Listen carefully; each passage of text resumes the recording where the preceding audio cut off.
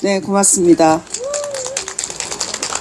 제가 이 자리에 앉으니까 할머니들과 이 금방 구례까지 와서 인권 캠프를 왔던 그 날이 생각이 났습니다. 마침 그 매화꽃이 만발하던 그 때였습니다. 그리고 우리 고향의 봄의 노래를 가사를 바꿔서 불러주신 6.15 합창단, 6.15 합창단의 노래를 들으면서 사실은 눈물이 났습니다. 우리 할머니들이 그 어린 시절의 삶은 어땠을까? 일제 식민지 시기에 김복동 할머니 표현에 따르면 그 시대에는 딸들은 공부를 하고 싶어도 공부도 할 수도 없었고, 그리고 곳간에 아무리 벼농사를 해도 곳간에 벼가 쌓일 시간이 없었다. 좋은 벼는 다 일본 놈들이 공출해가고 우리는 배급을 받아 살았다. 그런데 일본 군인들에게 끌려가지 않으려고 거부하면 다른 방식으로 그 딸에게 가장 귀한 존재, 가족에게 협박하는 방식으로 이 딸이 뒤로 물러설 수도 앞으로 나갈 수도 옆으로 잠깐 비켜갈 수도 없게 그렇게 만들고 끌고 갑니다. 네가 만약에 가지 않으면 너희 가족에게 주는 배급을 끊겠다.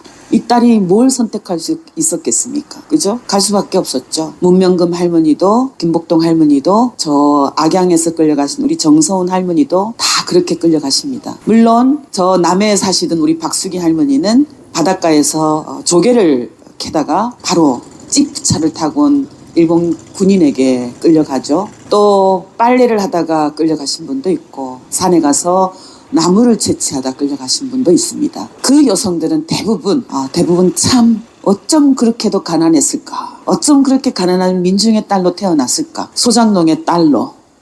그리고 딸 태어나서 너 또 딸이냐? 라고 해서 사람 이름에 또 우자와 딸을 만들었던, 넣어서 불렀던 그런 딸들. 딸이라고 해서 이름도 주어지지 않아서 생긴 대로 불림을 받았던 딸들.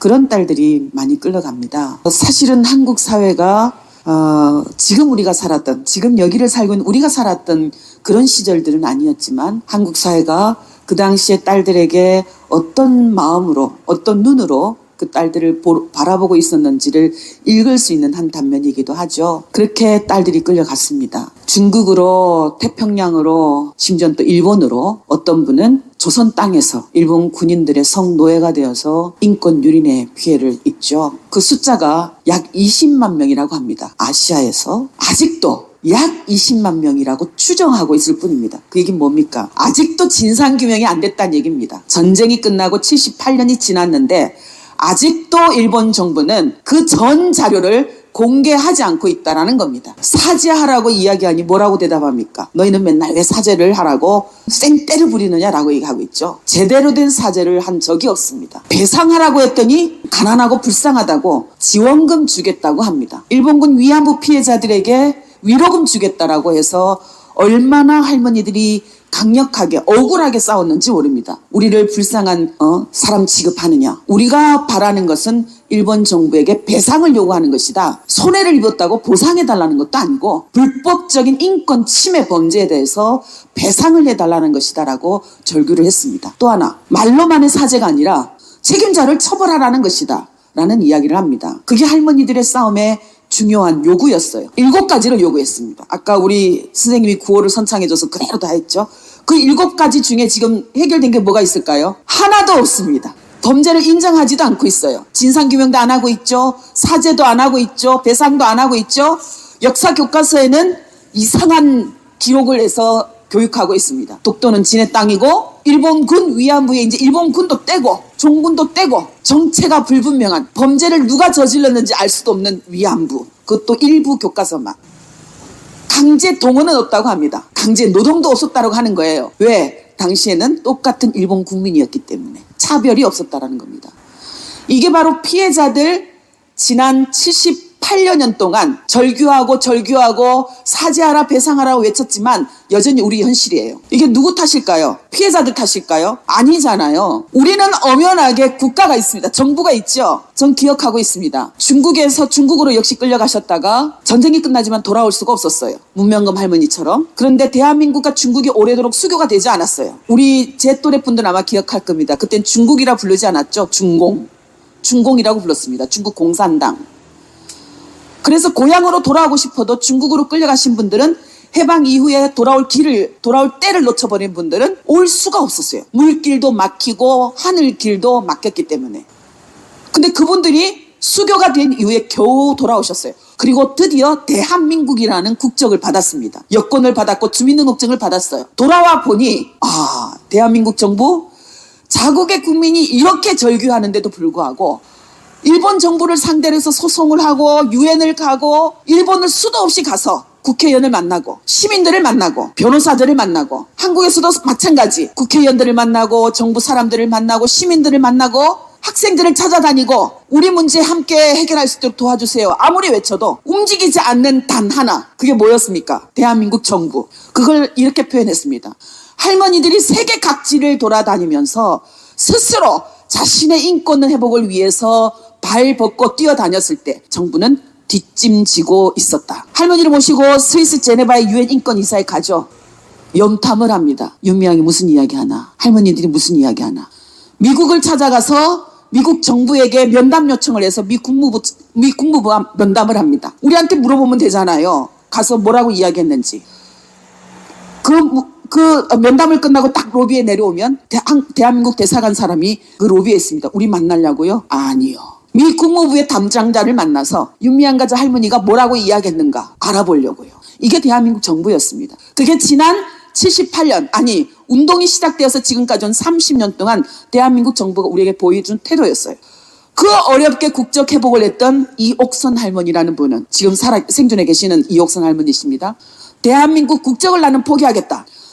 그렇게 어렵게 중국에서 고향으로 돌아왔지만 나는 정부가 있는데도 불구하고 정부가 있는지 나는 모르겠다. 내가 왜 이렇게 힘겹게 스스로 나의 인권을 되찾기 위해서 이렇게 뛰어다녀야 되는가. 대한민국 국적 포기 선언을 합니다. 얼마나 서러웠을까요? 그죠? 그게 일본군 위안부 피해자들이 해방 이후 살아온 삶이었어요. 그래서 이렇게 얘기합니다. 우리는 해방되지 않았습니다. 그런 할머니들이셨는데 어떻게 모두가 입만 열면 평화를 이야기하셨을까요? 전 오늘 주제가 만남이잖아요. 만나면 평화가 세워진다고 생각합니다. 그죠? 네. 제가 만난 한국 사회는 저를 이렇게 일본군 위안부 문제를 해결하기 위해서 일하는 활동가로 만들었습니다. 제가 첫 번째 내가 청년이라고 내가 청년이구나. 내가 여성이구나 라는 의식을 가지고 살기 시작했을 때 제가 만난 한국 사회는 바로 여전히 한국 사회에서 계속되고 있던 인권 유린 범죄였습니다. 바로 여러분 들어보셨죠? 기생관광. 그죠? 기생관광이란 말 들어보셨죠? 박정희 정권 때 외화를 벌어들이기 위해서 경제 발전의 하나로 성매매, 관광을 정책으로 결정합니다. 그리고 여러 곳에 위안소를 세우기도 해요. 군인들을 위한 위안소, 미군을 위한 위안소를 세우기도 합니다. 그리고 여성들을 그곳에 모집하기도 하고 또 때로는 유인하기도 하고 그런 일들이 해방 이후에 여성들의 삶에 그대로 있었어요. 그 여성들의 삶의 자리로 찾아갔더니 어머나 일본군 위안부 문제가 있었네요. 어쩜 우리 역사는 과거에 겪었던 이 역사가 이렇게 끊이지 않고 계속 반복되어 올 수 있었는가? 그 이유가 뭡니까? 우리가 일본에게 자주 하는 얘기죠. 역사를 잊은 민족에게 미래가 없다. 바로 그건 우리를 두고 하는 말이었다. 저는 그렇게 생각합니다.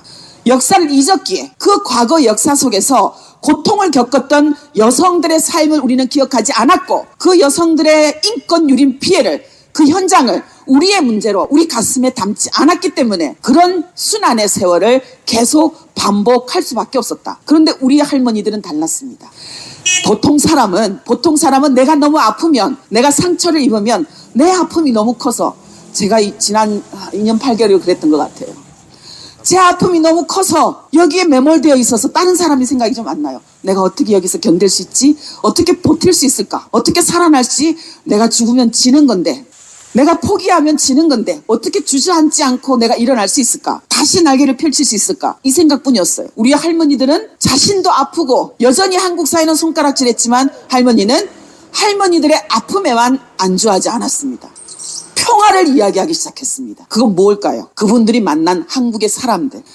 한국 사람들을 통해서 그분들과 함께 손을 잡고 그분들에게 다가왔던 수많은 사람들, 그 사람들과의 만남을 통해서 할머니들은 한국 사회를 알았어요. 한국의 부끄러운 민낯, 한국의 자랑스러운 낯, 그것을 만났습니다. 사람들을 통해서 노동자들이 이런 삶을 살고 있구나. 야, 우리나라 농민들은 이런 삶을 살고 있구나. 이 땅의 여성들은 또 우리와 같은 삶을 살고 있구나. 그것을 배웠어요. 그리고 할머니들은 분단을 받습니다.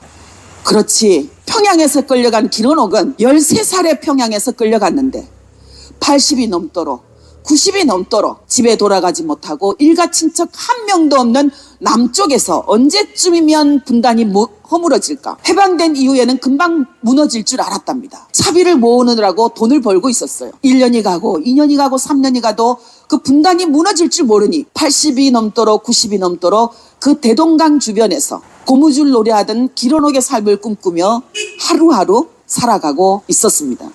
그러다 그 여성은 길원옥 여성평화기금을 만들죠. 나처럼 이렇게 고통을 겪은 여성들을 위해서 일하는 사람들에게 내가 기부를 해서 그분들의 운동을 북돋아 주고 싶어요. 그런 이야기를 합니다. 끝내야 됩니까? 네. 1시간 하면 안 됩니까?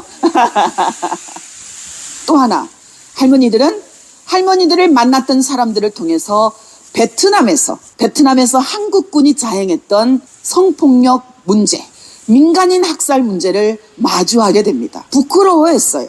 김복동 할머니는 이렇게 그분들에게 메시지를 전합니다. 나도 일본군 위안부 피해자이지만 베트남 여성들이 한국 군인들에게 나처럼 성폭력 피해를 입었다라고 하니 한국 국민으로서 베트남 사람들에게 사죄드립니다. 그게 2014년이었습니다, 여러분. 우리 문명금 할머니가 진실화요위원회 4,300만 원을 기부하신 이유 아시죠? 바로 베트남의 역사에 우리가 역사를 회피하지 말자. 베트남에서 저질러졌던 우리의 잘못, 그 진실을 올바르게 조사해내는 일에 내 돈을 써다오. 그래야 일본 정부에게 우리가 더 당당한 목소리로, 더 큰 목소리로 사죄하라, 배상하라 외칠 수 있기 때문에. 그리고 그런 활동을 쭉 짜보면 뭐가 나옵니까? 한번 따라해 보겠습니다. 다시는 나와 같은 피해자를 만들지 말라. 그거였습니다. 자, 그런데 지금 어떻습니까? 한국은 지금 이 한반도는 전쟁의 위협 속에 있습니다. 잊을만 하면 바다에서 군사훈련을 하는 뉴스가 뜨고 있어요. 어머, 우길기를 단 자위대 함대 군함도 그 동해 위에 떠 있습니다.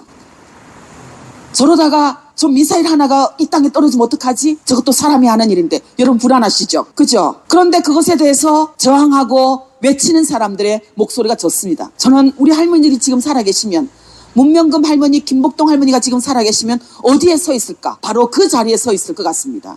이 땅에 다시는 전쟁을 하지 말라. 이 땅에 평화를 위협하는, 또다시 우리와 같은 여성들이 생길 줄 모르는 그런 폭력의 세상, 전쟁의 세상, 우리는 반대한다. 몸으로 일어서 지팡이 짚고 저항하실 것 같습니다. 문명금의 삶을 추모하는 우리, 문명금의 역사를 잊지 않고자 하는 우리, 어디에 서 있어야 될 것 같습니까? 전쟁이 만들어지려고 하는 세상, 일본군 위안부 피해의 진실이 부정되는 세상, 강제동원 피해자들에게 배상이 아닌, 사죄가 아닌 돈으로, 그것도 희한한 제3자가 우리나라 기업이 돈을 내서 일본 기업의 범죄를 덮으려고 하는 이런 희한 청토하는 세상, 이 세상에 대항해서 할머니들이 마주하고 계시지 않겠습니까? 그죠? 오늘의 만남은 그 세상을 평화로운 세상으로, 인권과 정의가 바로 세워지는 세상을 만들어가는 새로운 그런 만남의 장이 되었으면 좋겠습니다. 만남은 평화를 만듭니다. 고맙습니다. 네, 감사합니다. 우리 의원님의 얘기를, 꽃다발을,